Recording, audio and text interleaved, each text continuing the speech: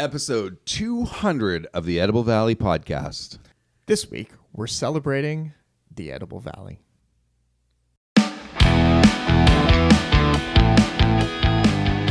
Do you ever wonder where your food comes from? That's what got us started on this adventure.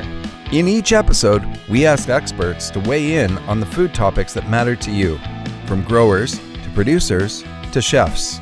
And I challenge John, Darren, and you to learn more about your food and the stories behind it. From our hub on Vancouver Island in the beautiful Comox Valley, join us as we explore our Edible Valley.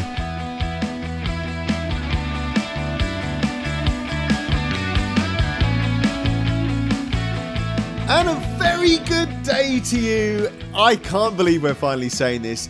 Episode, come on guys, 200! Wow, Darren's full of the energy right now. I can see it right there. He's like, I'm not. Yeah, let's just full disclosure. Darren, what's going on? Come on, let's interrupt this. Talk to me. What's going on, Darren? No, nothing. I just haven't had a lot of sleep. I guess I was doing some pre-partying for Edible Valley's 200th episode. Yeah, this in this glitzy showbiz life that takes up a lot of our time.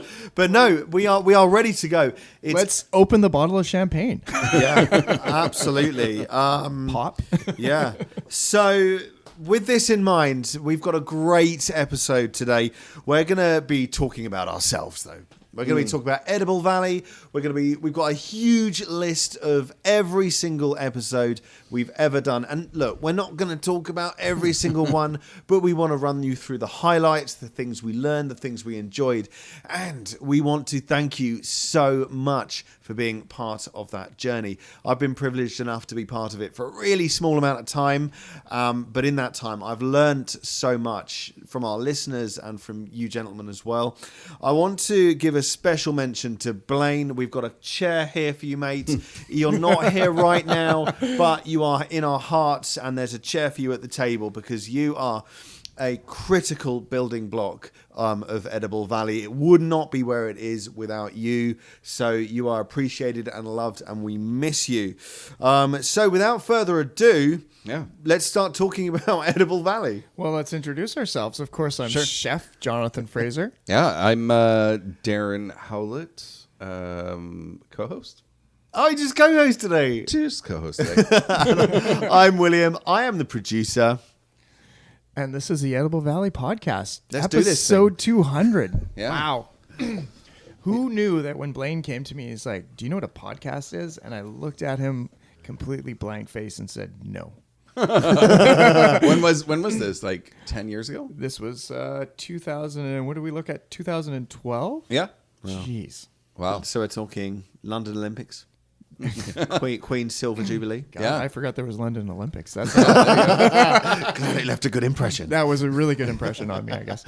I was too busy doing the Edible Valley podcast, right? Like, yeah. It's amazing how things have changed and how this podcast has evolved over the years and how I have this awesome team working with me. Absolutely. Well, I mean, lots have changed, but you look at those first few episodes, or rather listen to those first few episodes, and they're so different than what we do now. I mean, back then they were 2 hours long, dipping deep into one specific aspect, and and now I feel like we've got these very sort of concise, focused, prepared episodes more than sort of the rambling and meandering around from before. So we're talking 2012. We're talking you, John, and Blaine. Darren, when did you come into it? What year are we thinking? It was in 2012. It was the end of 2012. I came in on as a guest in that first year. And then like 3 episodes later, I started subbing in for Blaine.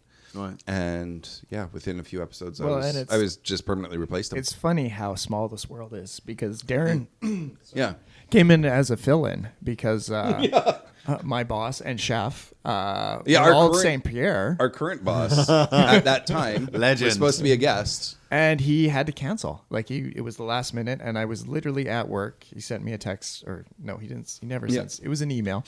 Yeah. And then said, "I can't make it tonight. I'm really sorry."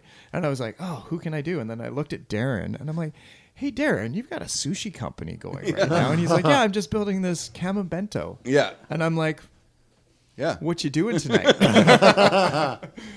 And that's it. Yeah, Chuck's in. and John and I, even more so, I think it was proximity that kept me back in that brought me back in as a guest host, in that I only lived a block away from John. So when all of a sudden, same thing, after that episode had gone well, I'd said to him, hey, this was a lot of fun. If I can ever be of help again, let me know. Yeah, and then after, I guess Blaine wasn't available, and he was like, hey, Darren's right around the corner. Let's see if he can sub in for Blaine tonight. And then from there it was, I've been on ever since. And it's funny how it all started out, because I guess we could dive into a little bit of our recording studios over the years. Yeah. Because it's changed quite a bit. So where was the first one? So the first one which never aired was in Blaine's back room. There's a secret first There's episode? it's been Episode long. 0? Blaine may have a copy of this, but it was never uploaded to anything. Wow, I didn't know that. Yeah, well, it was a great one that we do it? Well, we did it in his kitchen at his house, and all you could hear was of the his fridge, his refrigerator, and so it'd be, shut off. And we're just like, so we did this, and we felt really, it was horrible, right? Like it's the two of us nervously talking to each other, no chemistry at all. And then we listened to it, and not only like the first time listening to your own voice, which is painful to listen, horrid. even once you get into it, it was all of a sudden hearing this motor grinding in the back. So we're heartbroken. So we're like, okay, let's start over again. So you had an idea of how you wanted it to sound. We did. We had an idea. We had a dream of like we wanted to talk to people. It was all about introducing the people that made food in our community, so that we would know who they were. So it was, so you had that personal connection to who the chefs were, who the farmers were, who the producers were. Because Blaine was like, I don't know any of these people, and he's like, why should I shop local? Like that was our whole thing, was really that was the impetus. Promote, shop local. Which that was the first ever motto for why should you shop local? Yeah. Don't worry about it. Yeah. Well, that was just it. It was like, but if you know these people. Yeah. Right? Yeah. So then we moved to the back room, and that was a great episode. And then we started heading out, and we started doing it remotely. And so I can't even remember what we used for recording devices. Yeah. I think we used like an iPhone or something, or a computer with a snowball microphone. Oh, I remember that snowball microphone. Yeah. And then we did recordings at the Halstead Farm. Right. What was that other one? There was I should have it right in front of me. Oh, Brian McCormick, we had come in, who was my neighbor at the time before he'd started Clever Crow, the salt and the farm and all that. And then we had the Nook family, which they were talking about commercial fishing and stuff like that. Oh yeah, and we did that at their house. So that was kind of fun, but we realized like the quality was horrible. Yeah, you couldn't control it at all. We couldn't control it, and like people were fading in and out, and so then Blaine put a message out saying, can someone help us with our podcast?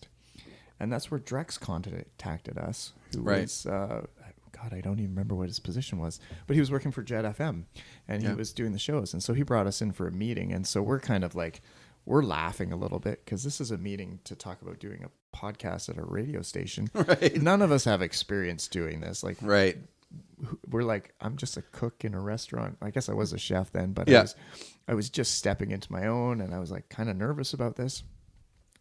Anyways, he's like, he bought on. He's like, okay, well, I'm going to produce these shows for you. And so you'll come in, we'll use my equipment, we'll record, and it'll be great. And that's when Darren stepped in, and we started doing a whole bunch of shows, and it just became just part of the thing. Yeah. And part of the deal too was, for me at that time, is I was cooking meals. So I'd cook dinner for me and Blaine. I forgot about that. We would meet up at my house, have dinner, and I would cook something, and then we'd take a plate to Drex at the radio station. That was part of the payoff. He was getting chef prepared meals in exchange for booth. Yeah, so it was a lot of fun, because then we had some food, some recipes, and stuff like that. Answer. But that was kind of all consuming. Yeah. Yeah, I imagine. Wow. And then after that, what happened? Oh, then Drex left and went to Vancouver, and his career shot off, and he's doing great over there right now. Right. So, and that left us with, and that's when I said, well, maybe I'll just rent some equipment Yeah. and set up in the basement. And so, yeah, we were off for a few months. And then me and Blaine started going, and then Blaine started getting into the paleo thing. Right. And so he really wanted to become do paleo farms and Yeah, he was looking into permaculture. Permaculture, that was the other. Yeah, and a paleo diet and permaculture, and power to him. He got inspired by some of the people that he was interviewing, and decided to make some really significant life changes, which I think is, I think that right there is exactly why we do the podcast. Shine some light on other ways of Yeah. And I thought that was brilliant, but it left you without a co-host. Yeah, and then so Darren's like, my turn. Great. So yeah, that's where we set off, and we did a couple episodes, and then Darren was like, "Oh, when I owned the bar." Yeah. Oh, yeah. We're not allowed to do that anymore. Sorry, I had to bring that into this episode. He's about like, that. "I had a sound guy." Oh yeah, that's right. That's where that came from. I forgot about that. Yeah. Yeah, and I said, let me. I had a couple of different sound guys, and I said, oh, I have this one sound guy that is currently got a space where we can do sound.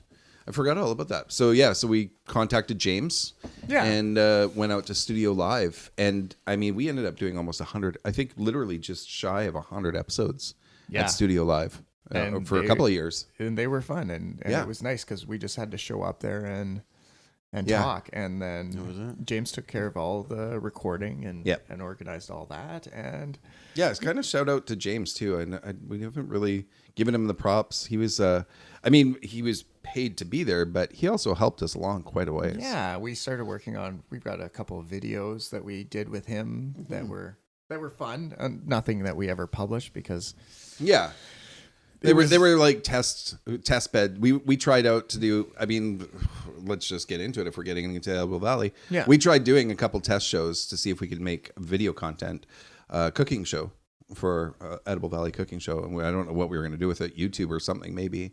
Yeah, but I think that was our plan. it just wasn't working there. Like it wasn't the right space for it. Yeah, it was a music studio stage. Yeah, which was a lot of fun, and it had all the cool cameras and set up there, but there was no equipment, and so it was a little like we'd have to run downstairs to get water from the only sink in there. So we just realized it wasn't the right space for it. Yeah, and I think we did a video. We were there. We recorded 3 hours of footage. Oh yeah.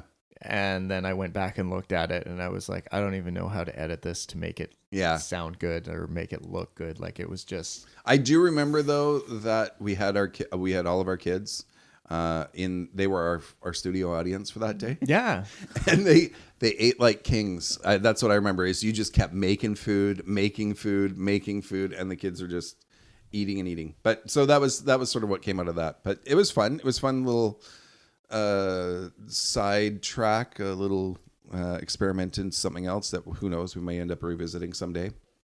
You know the other fun thing that What's up? You've probably forgotten about, and I just forgot about until we're just talking. We started doing live shows. What? We did. Remember we had BC Meets, Jillian. Oh yeah. I'm flipping through episodes really quick here trying to find it. Anyways, but we sat down and we talked about, I'm going to find it here in a second. But we brought in the Chefs Association. We asked them to come in as a live studio audience. So we had 25 people.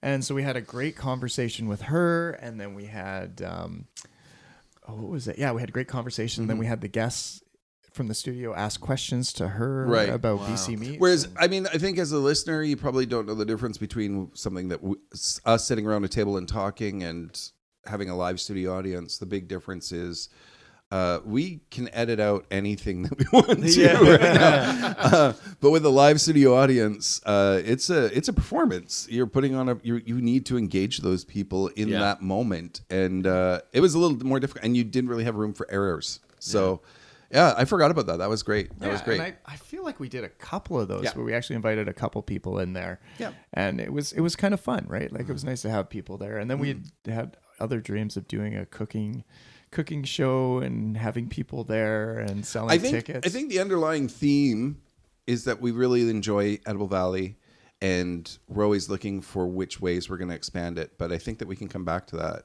that later on in this episode, because I think that there's some of that churning in the background right now. But let's jump to when Will came in. I mean, we've left Will out of the conversation here. We'll throw Will because Will. Well, I'm relatively late to the party. Well, this is timeline-wise, I think that brings us up to right around when you came in. Yeah, but so I was 2013. I moved to Canada on a working holiday visa, and I got told ages before I even moved here, go to the Atlas Cafe because they are amazing, great family, massive staff retention. They got servers there that've been there 20 years. Go to the Atlas Cafe, which I did. And that is where I met both of you, actually. Yeah. So Darren, you were one of the servers there at the time, and John, you were head chef there at the time before you went off to locals. And so I was aware and I was interested in media and broadcasting. So I was always kind of meaning to say, hey, can I be a part of this? And I remember when I returned as a student 4.5 years later. Because you were only here for a year. Well, I wanted to come back as a landed immigrant. Yeah. And so, I had some things I wanted to learn. I wanted to go further into the kind of the hospitality industry. Yeah. So I put those two together, and I did those things, which is where I am now. And I said to John straight away, I was like, can I join your podcast? And also, can I have a room in your house? That was funny, because that was the day I was like, so I need to find a job and I need to find a roommate. And so I typed it in there and it was like, Will's like, I'm your roommate.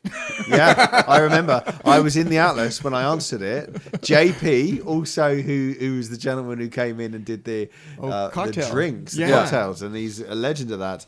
And I remember he said, I don't know how to do his accent. Yo, Will, John, you remember John? He's looking for a roommate. And I literally dropped everything and ran over to the back, wrote to John, and this was just as the virus was hitting. Oh wow! And so I wrote to you, and you tried to palm me off. You were like, let's wait until all this virus stuff has passed. Well, I'd still be waiting. Yeah. How's that room going, John? Yeah. And I basically just said, John, I'm moving in. I think it's to that extent. I was like, this is going to be here for a while. Intuition, hashtag intuition. Yeah. And we moved in, and I think the first week I was living with you, we went to Costco, bought one of those giant 10-kilo Cheetos bags, and we were like, well, this is our life now. Yeah. And can I say this? No, I'm not going to say it, but when certain parts of our bodies changed because of over Cheeto consumption. Sure. We decided that we were going to stay in the workplace. Yeah. And we had a great year of doing the podcast, living together, bonding. And right. That is when I got reacquainted with you, Darren. As well. And it's been an absolute pleasure. And the emergency kitchen. We did all of that together. Yeah. The emergency kitchen. You guys were both my sous chefs at the emergency kitchen for a while there. Yeah. So the feeding people that were struggling, and it was an absolute pleasure and an honor to help with something like that. Absolutely. So that was my journey. Yeah, much shorter journey, but it means a lot to me, and it shows that one thing leads to another. And this podcast is proof that if you just have that desire to do something, and you have the confidence to walk forward, the things that you need to complete that journey, you can imagine will be brought to you. It will just happen. Yeah. It just is. If you can imagine it. Yeah. Then that's it. That's all you need, because it's going to be paved out for you. You just need to take that plunge. It's probably the closest to spirituality we've ever got. Well, I think on that note, we should take a quick break, and then we'll come back. Amazing.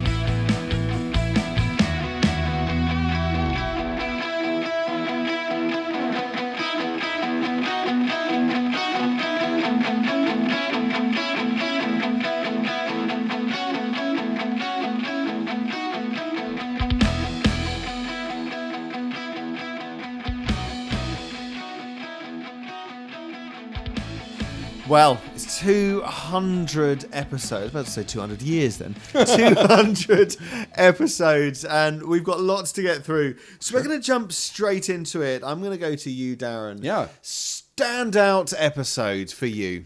Standout episode. Okay, well, I'm going to take that literally. And there was one, the first time that we did an episode where I was without John, and I was without a studio. And that was the one James and I went to Flavor. a festival that happens locally about local food. And John was a participant. John was producing some of that food, so he couldn't be on. Okay. And James and I were walking around. I felt like a 1970s reporter because I had literally this strapped on big recording unit and a microphone, and I'm walking around, and we're in this the grounds where it's held is kind of posh, and I'm walking around looking like I'm literally anachronistically out of sync. I'm in the 70s walking around with this big old fat microphone, just randomly interviewing people. And nobody's really prepared for it. So I'm catching everyone off guard and getting horrible whatever. Yeah. So that was a standout because that was when I was like, my experience after that was, okay, well, that wasn't the way we normally do things, but also I need to step up my game and be more prepared as an interviewer for all of this rather than to just take it. So it elevated me. I became a better interviewer after that, or host. Yeah. Guest host. Yeah. Yeah, you have to learn that, and just doing it is the way to learn that most of the time. Yeah, absolutely. So, that was my standout for sure. And Mr. John, what do you reckon? Anytime I get to sit down with you two Aw. is my favorite episode. Sorry, yes. No, He's so sweet. I really enjoy. I feel like this is therapy for me in some ways, is sitting down with you guys, because I think part of it, we end up chatting for a good half an hour, 45 minutes before we even get into any of our episodes. It's true. And none of it is about episodes. Politics, religion, all that fun stuff we get out of our systems. And literally every episode, just before we press record, it's like, right, guys, we really need to get on with this. It truly is. It truly is. We've talked about actually going out for beers or something, because can we just do that? Yeah. We need to actually do that because we've got a lot to talk about. Yeah, I know. We have to get it out before we get into the podcast, because we lose half of our momentum because we're all excited. We're like, Will's like, I'm doing this in my life, and Darren's like, oh my god, I got this happening, and I'm like, oh, I did this and this, and so it's just like unloading all of that stuff. Yeah, but maybe we should just record that and give that. No, maybe not. It's not the family show that we do here. No, but so, it's a lot of fun, right? Yeah, it is. It is a lot of fun. But what's a standout episode then? John. I have a bunch of standout episodes. Like, anytime I get to meet someone is a great episode. One that really changed me was the one we did with the food bank. Yeah. Right. Yeah. That was a real. How did that one go? That was just an eye opener for me. Just the fact that I realized chatting that I have never known what it's like to be hungry. Yeah. Right. And to know that there's people out there that need a helping hand, and that it's up to all of us to feed our community, right? Yeah, absolutely. And I feel very honored to have been able to sample everything in this town, right? I really get to experience food at its best, and there's nothing that brings people together more than food. Right. And so for me, it kind of just all built this, and I was just looking at this like, wow, how is this? The struggles this organization has gone through just to put food on people's plates, and there's no judgment to who these people are or why they're there, right? Like, it's just absolutely, here's food for people. So that was really opening, for me. And I really think that's a very, very good point, because a lot of people can quite legitimately get into the reasons for it and how to get them out of it permanently. And all of that. Yeah. And that is a really legitimate thing to talk about. But if you just keep it simple, that person is hungry. Feed them. Yeah. We're a civilized society. Yeah. And that is somebody that, is part of our community. Yeah. Feed them. Everyone deserves to have a full tummy. Yeah. So absolutely. that's something, John, that I really think that's a very good lesson that you've learned there. No, that was a great lesson. And you know what? This has gone along the whole way with like all our episodes through, like I just love the connection of the community in here, and how much meeting the entrepreneurs in this town, like, and seeing the growth, like how people have evolved in their businesses in this community. So that's for me, like, I have some great funny ones, just like... Yeah, I got a couple too, but I want to know if you had a standout episode, Will. Have you had one yet? Oh, I really enjoyed the JP one actually. Yeah, that was a bit of a laugh. Yeah, that was a liked it. really. Yeah. That was you weren't. You weren't I able to missed make that one. one. John missed it. It Oh, was the three of us. Right, so it was our first one that Yeah. we just did. Yeah. And now, full disclosure, we're always looking at building chemistry on air. I think it makes it more interesting for Yeah. you, the listener, to have people that genuinely get on well. We all genuinely like each other. But I think John is the common one between us. Yeah, for We've sure. got quite different characters. But some of my best friends in the world and the people I learn most from and like the most are the people that are a bit different from me. Yeah. And so when we did our episode together, it was a bit like, oh, what's chemistry going to be like here? It's true. And I do think afterwards we worked out we were basically just both the host and both. But really, I wanted to just leave you to be the main host and I was your backup, Right. because you'd had the experience and things like that. But, Right. But so it for me, it wasn't. It was JP because it was great to have JP on, Yeah. and he's got such a great voice. He's great for a laugh too. yeah. He's a great laugh and a great guy. But it was a great show for so many reasons. I was around the table with friends. I was learning about cocktails. It was a really happy time in my life, which happened to be in the middle of the pandemic. Right. And and for that reason entirely, I loved it. Good. So I'm just kind of chucking this question at you. Sure. You have no preparation for this whatsoever. Yeah. What could be the biggest lesson you've learned across this time? And it can be not one time where you learnt one lesson, but overall, if you look back to the last 10 years, the last decade of this podcast, what lesson have you learned? I will say something that I've learned, speaking to community. I would say the one thing that I've learned is the majority of people that we've talked to in our community that are producing food, making food, cooking food, they have a passion for food and community. Like, I don't know. I don't know why I thought it would be a little more, what's the word, jaded? Or I thought, some of these people are just in it for the money. Yeah. And I wasn't judging them. I'm like, whatever, everybody needs a career. Some people are just here for a paycheck and some people are, but I've found by and large, as we interview more and more and more people, how important food and the pursuit of better food and community and sharing. And I just, there's a sort of an underlying trait that all these people at the top of their game have in common. And I'm really, I'm surprised and not surprised at the same time now. I'm surprised that they all share that same value.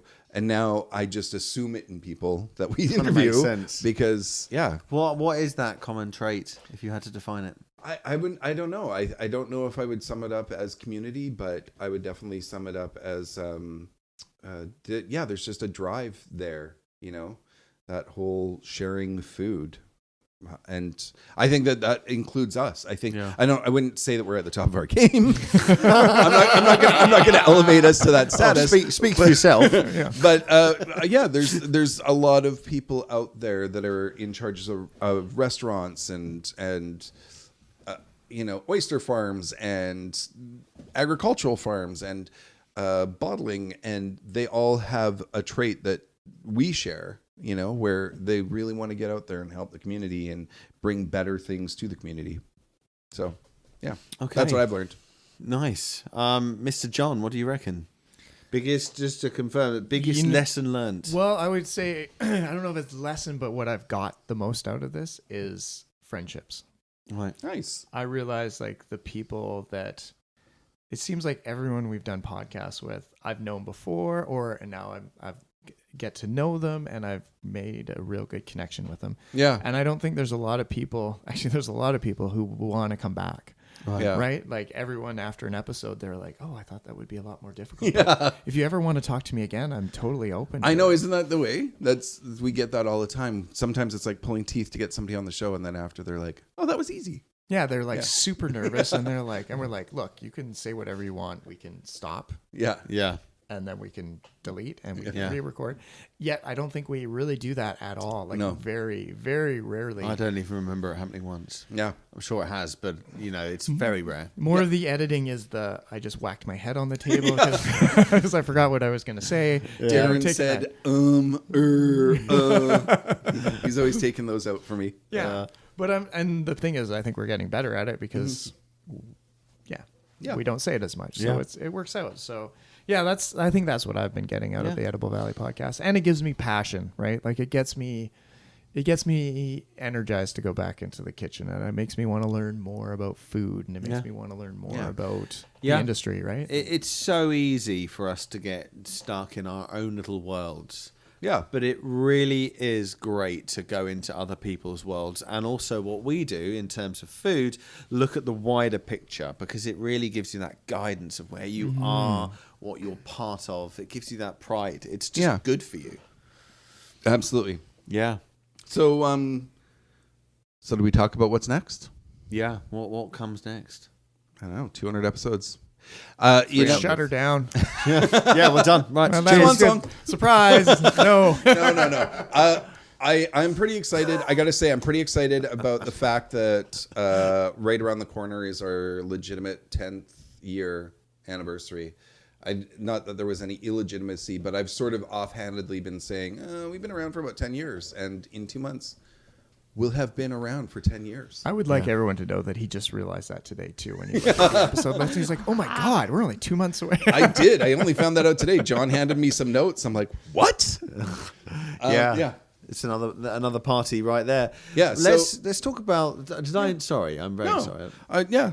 What's next? Well, I really want to briefly talk about the numbers. So we've got 200 episodes. Yeah. We've got coming up on 10 years, and we've I know. got 60,000 downloads I know. and rising. Yeah. Which means a lot to us. Yeah, it does. It does. And the majority of those 60,000 downloads came in the last few years. Yeah. We sort of picked up steam over the last few years. No one was listening to John and Blaine in the kitchen. Well, On their snowball mic as they were tapping it with the was- fridge in the background. It's actually really funny because like it's a bit of a roller coaster with the years because there's been years that we've done, 20, 50 episodes, and then we've also had a year that we did 1 episode. Right. Yeah. And But that was a very big transitional year for both of us. There was a lot going on. we were both, I Yeah. was opening a anyway, restaurant. Yeah. da-da-da. That's a really good segue into the future. And the one thing for me that I would like to bring to the party is absolute consistency. So Yeah. I really I imagine the listener, we do have this empty chair, and we imagine the listener being in this empty chair at the moment is Blaine. Because we miss you, Blaine. But we have this empty chair. That's the chair of the listener, and we want to be offering something of value because we so appreciate you listening. Yeah. And so that's why we keep the lines of communication open through all of our social channels. But it's about keeping it consistent, so you know when you're switching it on what you're going to get. You know it's going to be as regular as possible for people that have. And I got to busy say, lives. we thank you too. I mean, I know this is unprompted or whatever, but we thank you too as coming on as producer because, you're part of that. Like that's essentially what you're doing for us, getting us on track, keeping us on the straight and narrow, not deviating too much, making sure we're putting out regular content. Yeah. And we wouldn't be able to, without you, we wouldn't be able to do that. Keeping us honest. Yeah, and actually, there's so much with doing something like this because I'd like to give that back and thank you guys because when you're looking at building in that consistency, I look at myself as sort of the person that tries to bring or harness that banter, the lighthearted edge, but without you guys bringing the actual thing that people listen to the podcast to learn something, to have content. Without that, it wouldn't be anything. And so you have to sort of play with the boundaries a little bit and think, well, how much can we rein this in? How much kind of information do people listen to? Right. It's tough. Yeah. And you guys have both worked with that, and I hope brought around a situation where the listener is learning something and is being entertained. And I really wish I knew if we'd got that, but I guess with the downloads being what they are, that's a good sign. Yeah, I agree. Downloads and people commenting. Yeah. Going on to our host site, Podbean, which is Podbean has supported us since day one. Yeah.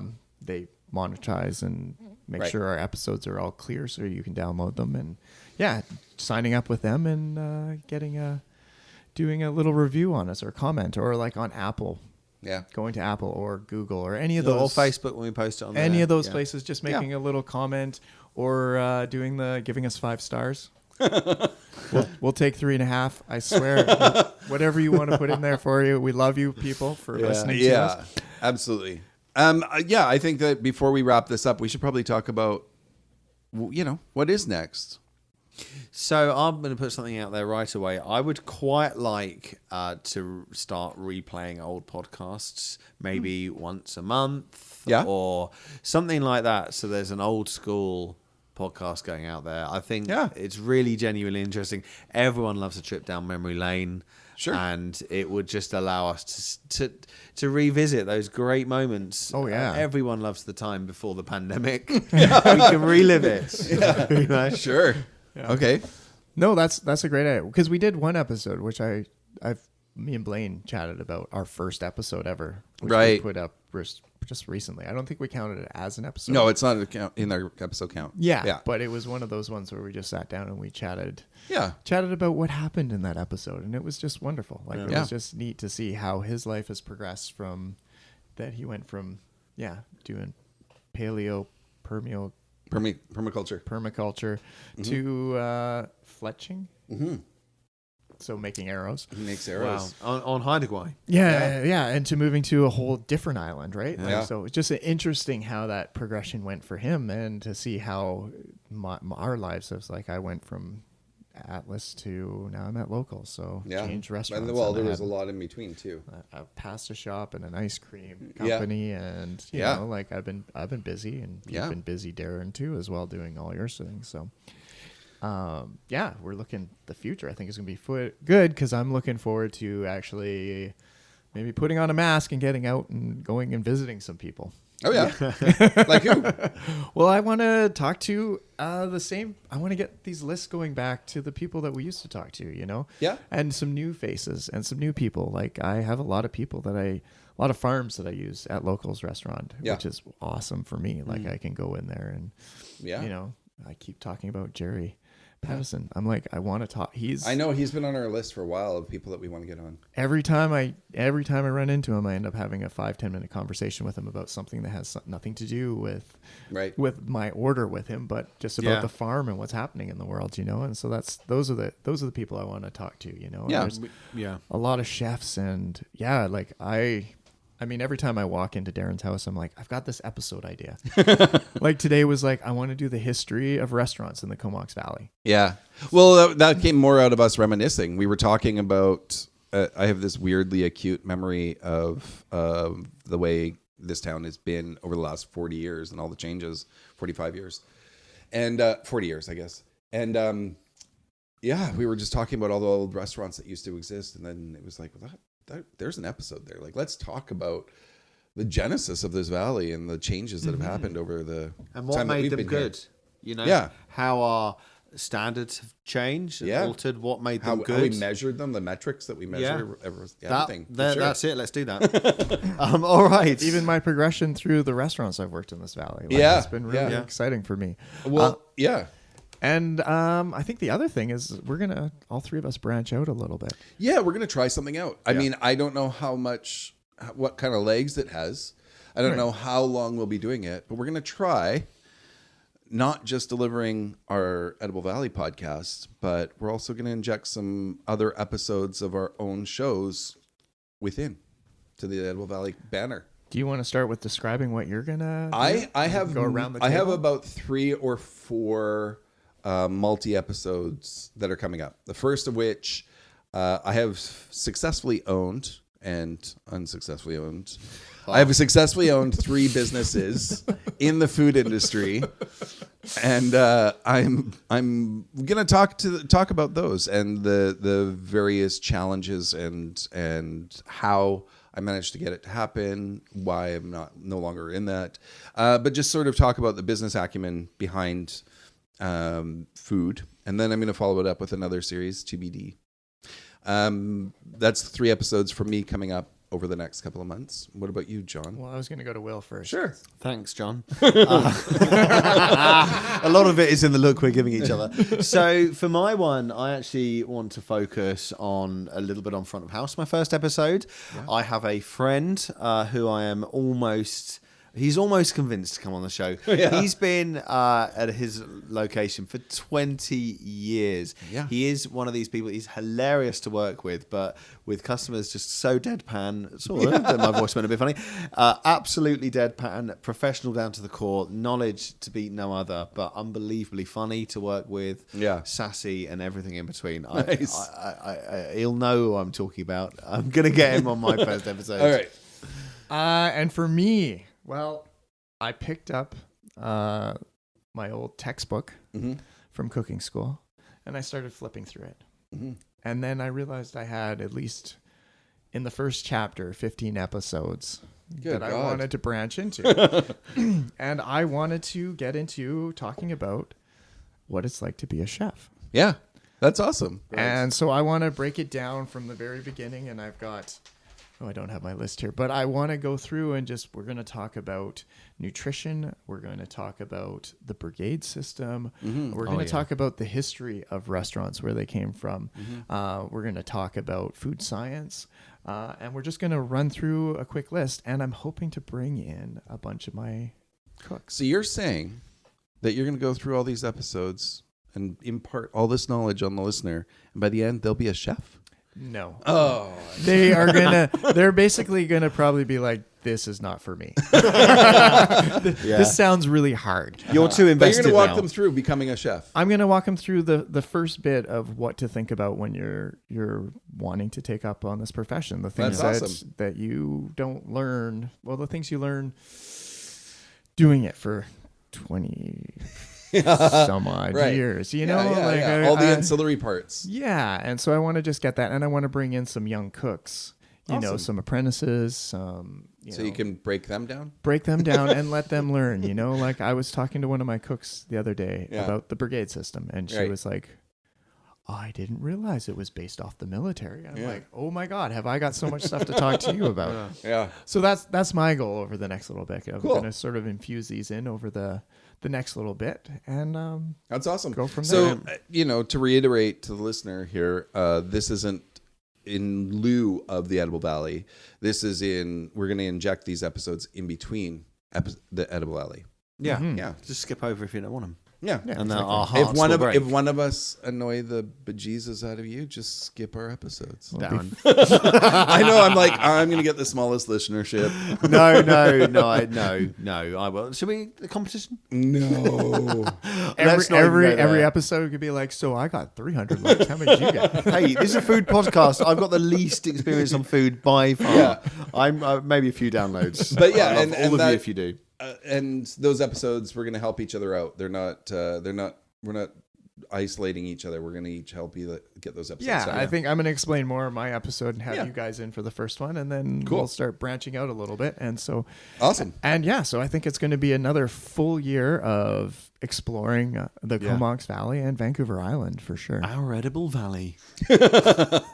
Awesome. Well, thanks guys. 200 episodes. This is I feel like we've really accomplished something here. Yeah, well, and thank you for following us and listening to us rabble on about whatever gibberish we have to say. And we hope you've learned something, and we'd love to hear from you. If you have some episodes, or you know someone has an up-and-coming business. Mm-hmm. We've been a little failure. We failed a few times over the years we've connected with some people and then not been able to do the podcast. Yeah. So I think this year we're going to be able to really focus on getting those people in. And that's true. We got we're using our new studio, which is Darren's house, which is a great open spot and very comfortable for us. So we're looking to have some people over here and showcase everything we have. All righty. Well, thank you so much for listening to the 200th. Oh, I'll say it again. 200th. I now have to say it again. Episode of the Edible Valley podcast. Thank you so much for joining us. We really appreciate it. And we hope we have you along for the next 100 episode as we make our way to 300. For now, my name is William. I am the producer. I am Chef Jonathan Fraser. And I am Darren Howlett. co-host. Of 200 episodes. Cheers. And that wraps up another episode of the Edible Valley podcast. Thanks for tuning in, and a special thanks goes to the local businesses that help support our podcast. They make it possible for us to showcase your local food community. We'd love you to follow us on your preferred social media at Edible Valley, where you can check out our blog, find recipes and tips, behind the scenes, and of course keep a lookout for where we are going to turn up next in your Edible Valley. So what standout moment, standout moment for you, my last standout moment for you, and I'm going to ask favourite episode, so can those be two different things? Yeah, absolutely. Standout moment for me is definitely not one of my favorite episodes, but it's not a whatever either. And this has been an Edible Valley production. Yeah, beep, beep, beep, beep, beep, beep, beep, beep. Okay, ready again?